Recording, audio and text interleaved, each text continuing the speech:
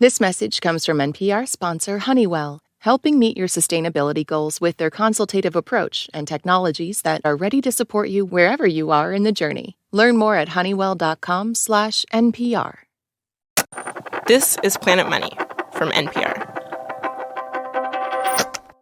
You know when you're downloading an app or signing up for a website, there's those little check boxes, or sometimes it's just a link, read our terms of service. They're like everywhere. Yeah, well, I never used to read those things. Me neither. We're all just like clicking next, and we never think about it. Yeah, it's like that warning label on a mattress. But then there are these stories about how these terms of service have real legal consequences. At that time, the only real thing on our mind was, we're about to go have a good time. Back in 2015, Greg Selden was planning this little romantic getaway to Philly. He heard about Airbnb and he thought he'd try it out to find a place to stay.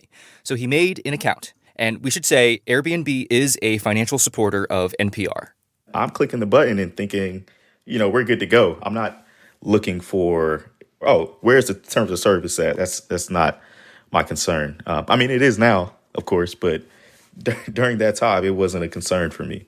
Greg starts browsing and finds this cute little row house right in the middle of downtown. Perfect. Except when he goes to rent it out, the host tells him, actually, this isn't available anymore. Sorry. But later, Greg notices that listing is still up. At that point, that's when I started to grow a little more curious. Like, hey, something isn't right here. So he decides to run an experiment. Greg is black, and he wonders if the place would be available if he were white.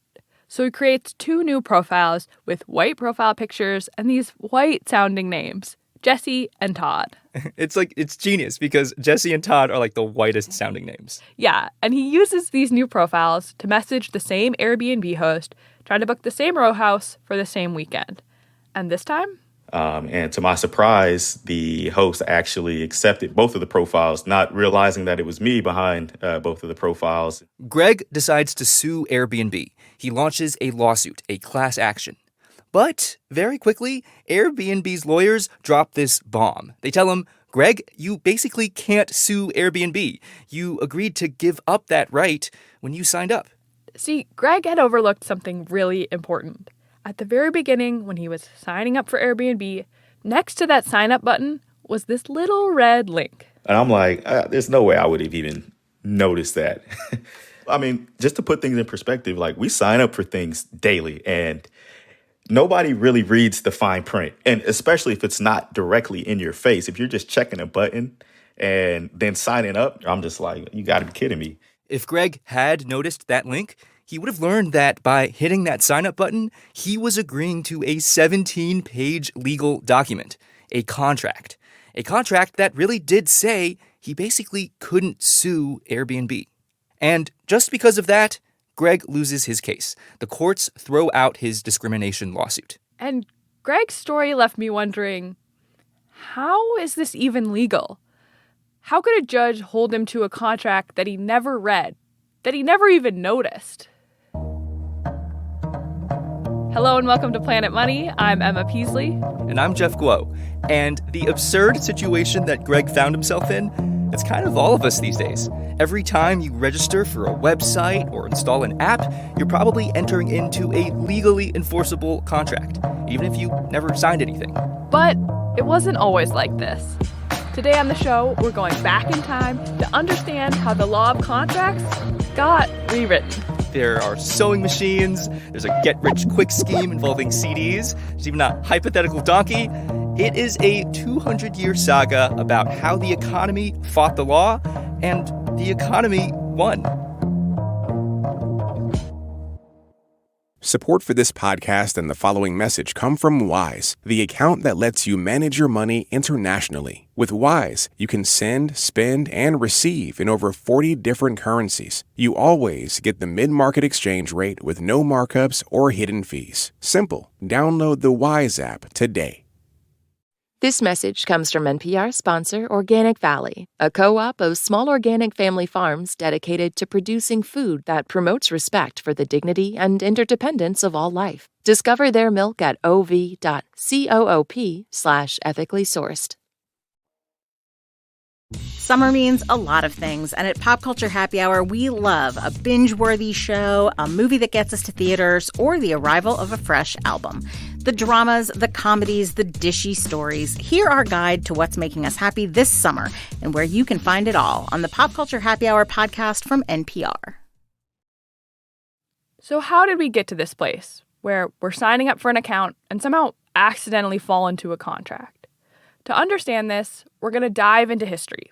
We look at 3 major revolutions in contracts that fundamentally changed how we come to these legally binding agreements. Our guide through this history, Nancy Kim. I really love talking about contracts because I'm a big contracts nerd. Nancy is a law professor at Chicago Kent and an expert in how contracts went wrong. So, do you read every word of the contracts that you sign, or? I think I did, or I really tried to in the early days. But I certainly don't do that now, because if I did that now, I wouldn't be here. I would be at home crying and reading terms of service, right? That's how out of hand things have gotten. Nancy starts this history of contracts with the first of our 3 revolutions, the birth of the modern contract. So think about why we even need contracts. Contracts solve a major problem in the economy, a problem of trust. Nancy says, imagine we're 2 strangers trying to make a deal. I have a carrot harvest coming in at the end of the summer. I'm a carrot farmer, and I want to buy your donkey. I promise I'll be good for it. I'll pay for it in a few months. Why would either of us believe the other person's going to make good on their promise? How do I know? I don't know you. I don't know any of your family members. I don't know any of your neighbors. I don't know where you live. So, in order for strangers to make deals with each other, they needed a way to ensure that each side would hold up their end of the bargain. So a contract, distilled to its essence, is a legally enforceable promise. And courts are supposed to enforce that promise. But in the beginning, judges would kind of meddle. They'd weigh in on people's deals. They might cancel a contract if they thought the deal was unfair. But by the 1800s, the economy was getting a lot more complicated. The deals were more complicated. This is where we enter the era of the modern contract. And with modern contracts, courts mostly got out of the business of deciding whether a deal was fair or not. Instead, they focused on whether people were entering into these deals freely and voluntarily. We don't want a court to decide that was a bad exchange. You know, you shouldn't have traded the donkey for the carrots because the carrots are worth less than the donkey. We don't want a judge to decide that. We want the person who owns the donkey to be able to decide the value of the donkey. This modern way of thinking about contracts was based on a fundamental capitalist idea that everyone is better off when we're free to make whatever deals we want. And a key part of the modern contract is whether people are entering into the contract out of their own free will, meaning each side has a chance to negotiate and both parties understand what they're getting out of the deal. The underlying sort of philosophy is, it's my property. I should be able to do what I want with it. And so in this society, we really value the ability of people to make choices for themselves. So really, the revolution in the 1800s is that the modern contract creates a society full of people making choices for themselves, making their own deals. And all these transactions were supposed to be good for the overall economy. After a few decades, the second big revolution in contracts comes along. It's around the 1850s, and something's emerging that challenges the idea of how a contract is supposed to be formed. And one of the main culprits is the sewing machine. There were these products that really improved the lives of consumers, like the sewing machine. The problem was these products were very expensive. Most people couldn't afford to pay for a sewing machine all at once. So if you were a sewing machine company, you'd offer your customers a payment plan, which meant you needed a contract. But negotiating all those contracts for all those customers, that was going to be a huge headache. So the sewing machine companies decided we're just going to make things simple. In order to sell these standardized, mass-produced sewing machines, we're going to give our customers standardized, mass-produced contracts. It just makes the transactions go much quicker, much more smoothly, And it's easier for the salesperson because they can say, oh, I can't negotiate. Sorry, this is our standard form. And we've all heard that, right? That's still something companies say to consumers. And of course, these mass-produced contracts weren't just for sewing machines. Companies started to use them to sell pianos, washing machines, cars.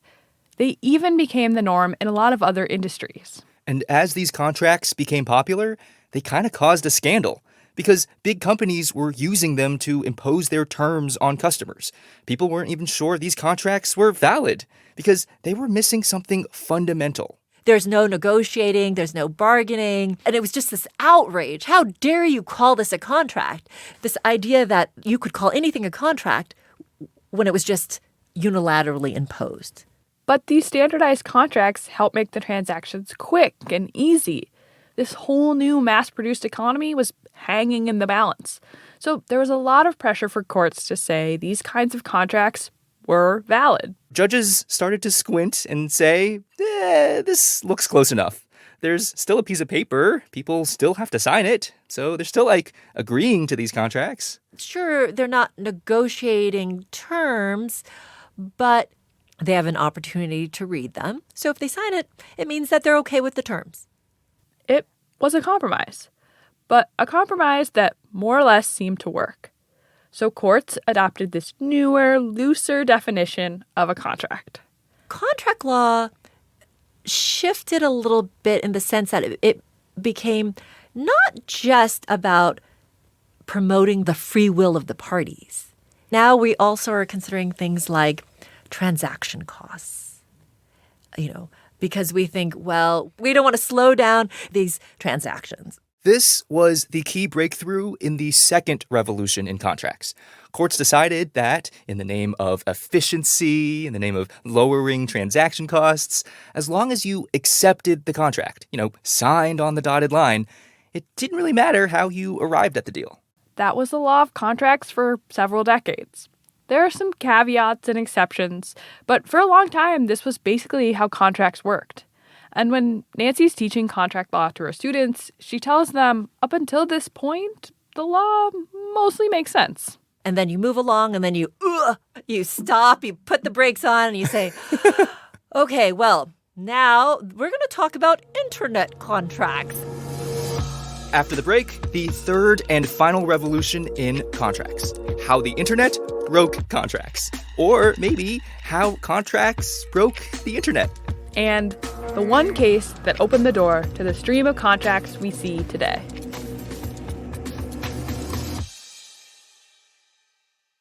Support for this podcast and the following message come from Wise, the account that lets you manage your money internationally. With Wise, you can send, spend, and receive in over 40 different currencies. You always get the mid-market exchange rate with no markups or hidden fees. Simple. Download the Wise app today.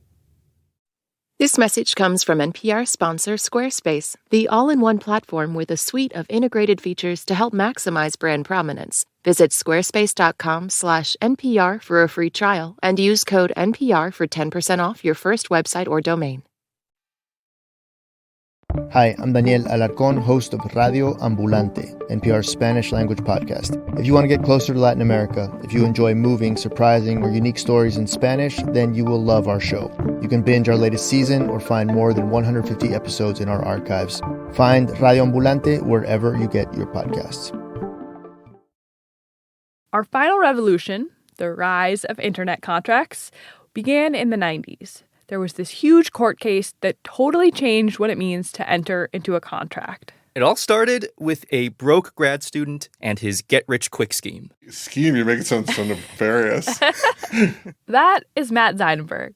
These days, he's a computer science professor at NYU, but he's also kind of a celebrity in the legal world. Because about 25 years ago, he got tangled up in one of the most controversial cases in the history of contracts. I was the defendant in a lawsuit, Pro CD versus Zeidenberg. A landmark lawsuit. Yeah, I guess. This is not exactly a fond memory for Matt. To set the scene, it's the 90s, and Matt's at the University of Wisconsin-Madison. He's getting a PhD in computer science, and the internet is becoming a thing. This is before Google, before Facebook, and like a lot of computer science students at the time, Matt sees this as a gold rush. Like I had no money, and like I got to come up with some way to make a buck on the internet. That was what the whole idea behind this whole thing. So this was Matt's idea. There's this company that had been digitizing phone books and putting them on CDs. We're just going to use the term CD. We know that technically they're CD-ROMs. We know there's a difference. Nerds, please don't email us. And Matt looks at these CDs and he's like, this information isn't proprietary. This company is just copying the phone book and putting it on CDs. So Matt decides he is going to copy the names and numbers off the CDs and put everything on a website and sell some banner ads. So Matt buys the CDs, and inside the box with the CDs is this new type of contract. It was called a shrink wrap contract because software used to be sold in shrink wrap boxes. It's kind of funny they have to explain these things to people. You have to go to a store and buy the software, right? And it was in a box, and it was shrink wrap plastic around the box. And you rip the plastic off, and then you open the box. That was how they could tell whether or not it had been sold or not. Matt buys the CDs, opens the box, and out falls a contract. A contract that says, by purchasing and keeping these CDs, you're agreeing not to copy the software. These new so-called shrink wrap contracts, they were becoming pretty common in the software industry because in the beginning, software companies were worried that there was nothing stopping their customers from kind of doing exactly what Matt was planning to do, copy their CDs and rip them off. Software companies tried to protect themselves with a contract, but they didn't want to make every customer go through the hassle of signing a contract just to buy their software. So they stuff a contract in the box, which Matt chooses to ignore. Did you have any sense that you might get in trouble for this? Oh, definitely. In Matt's defense, these shrink wrap contracts were in this legal gray area. No court had ever enforced them, and most lawyers didn't think they were valid. That's because he never signed on any dotted line. He couldn't even read the contract until he opened the box. So Matt goes ahead with his plan, and his website ends up taking off. That's when the software company fights back. They send him a cease and desist letter, and Matt's like, whatever, I never agreed to your contract. So he neither ceases nor desists. So the company files a lawsuit. They're like, no, Matt, that actually was a real contract. So they sued me for a lot of money, and that was intimidating. And then the fancy lawyers that they brought in, and the deposition was intimidating. And I didn't really have my lawyer was my boss's husband, who'd literally just been admitted to the bar like a week ago. Did you ever feel like you were in over your head? Yeah, I mean, I was very stressed out. I was a bit depressed. And I was very anxious, and I just thought that I was going to be crushed like a bug. Eventually, Matt's case ends up in federal circuit court. And one of the judges, Frank Easterbrook, he writes this landmark opinion. We reached out to Judge Easterbrook, but he told us judges must let their opinions speak for themselves. He actually said that. So we asked our resident contracts nerd, Nancy Kim, to explain the Matt Zeidenberg decision for us. What Zeidenberg represents is a big break in contract doctrine, in the sense that it broke contracts. It sort of did, or it disrupted it, I should say. Judge Easterbrook decided that shrink wrap contracts are valid, that in the eyes of the law, Matt did accept the contract. So it was this idea that, okay, well, even though you didn't agree to the contract before you bought the software, when it fell out of the box, you had notice that there were terms, because there it is. It's a piece of paper that fell out of the box. Now, if you had read them and you didn't like the terms, you could have brought the software back. That was the theory. Okay, so it opened the door to the idea that, hey, there are other ways that we can enter into a contract. This was a radical new theory. Not only was there no bargaining or negotiating, but now you could agree to a contract without actively doing anything, just because a contract fell out of a box.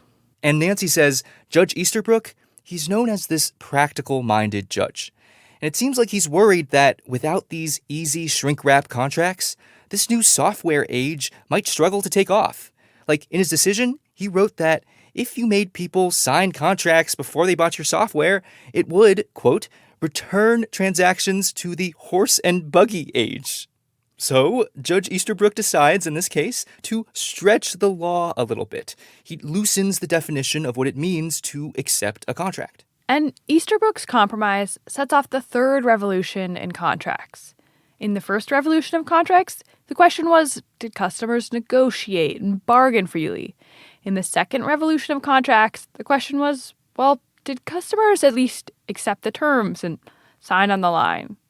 In this third revolution, the question has become, did customers get a chance to notice the contract? Instead of looking at whether there was an offer that was accepted and the timing of when the contract was formed, now in this post-Zeidenberg world, we use a different standard, a standard of notice. Was the notice reasonable? And did the offeree, did the user manifest consent? The Zeidenberg decision seemed reasonable at first, but over the last couple decades, it's opened the floodgates to all these new ways of getting customers to accept contracts, where companies can rope you into a contract just by, waving it in your direction and saying, well, you manifested consent because you didn't run away. This world, the post-Zeidenberg world, is the world that we're living in today. Shrink-wrap contracts have spawned all these new different types of contracts. And if you've been on the internet, you've probably consented to a bunch of these. There's click wrap, when you accept a contract just by checking a box. There's sign-in wrap, where you automatically agree to a contract when you sign up for a website. There's scroll wrap, which I think is the worst because it just makes you scroll. No, Jeff, browse wrap is definitely the worst. It's very sneaky and basically everywhere. A browse wrap is a hyperlink that's usually at the bottom of a website that says something like legal or terms of service or just simply terms. And you have to click on it in order to read it. Browse wrap contracts are still in this legal gray area, but they help illustrate this game that companies are playing today. Companies are trying to make contracts noticeable enough that courts will say the contract is valid, but they don't want to make the contract too annoying, too obvious. Because, of course, they want to get you through the process as quickly as possible.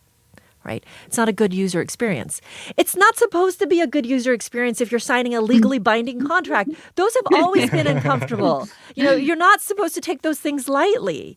So they try to make them as unobtrusive as possible. And that's where we run into issues. The focus of courts these days is on how noticeable the contract is. Yeah, so there was this one case where the court said, well, this contract is not valid because the link to the contract wasn't underlined. So people might not know that there's a contract hiding behind there.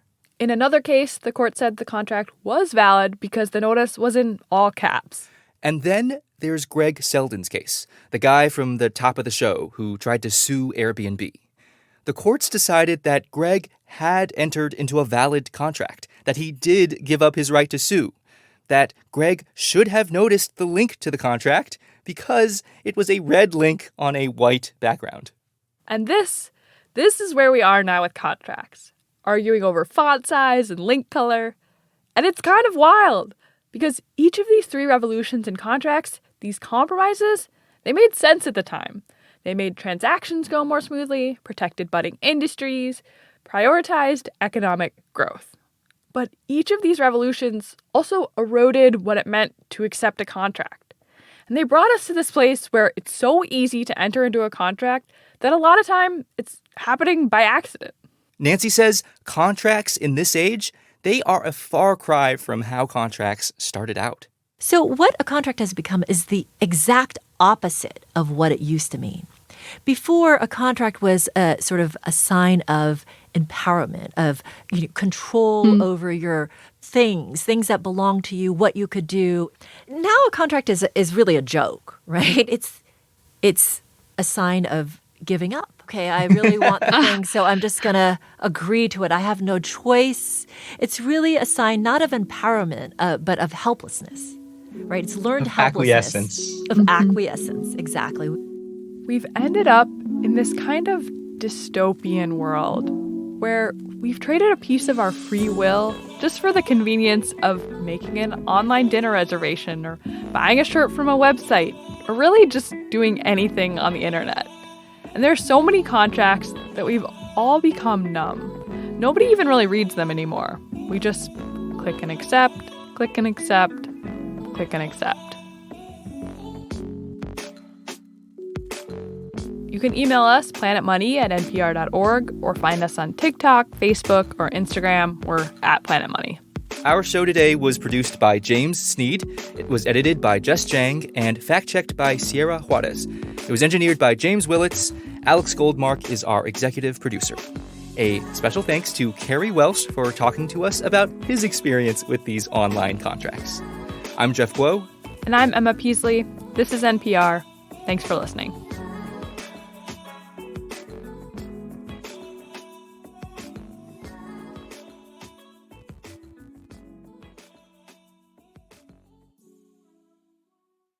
Support for this podcast and the following message come from Dignity Memorial, celebrating each life with compassion and attention to detail that is second to none. They'll help you plan a life celebration now so your family doesn't have to later. For additional information, visit dignitymemorial.com.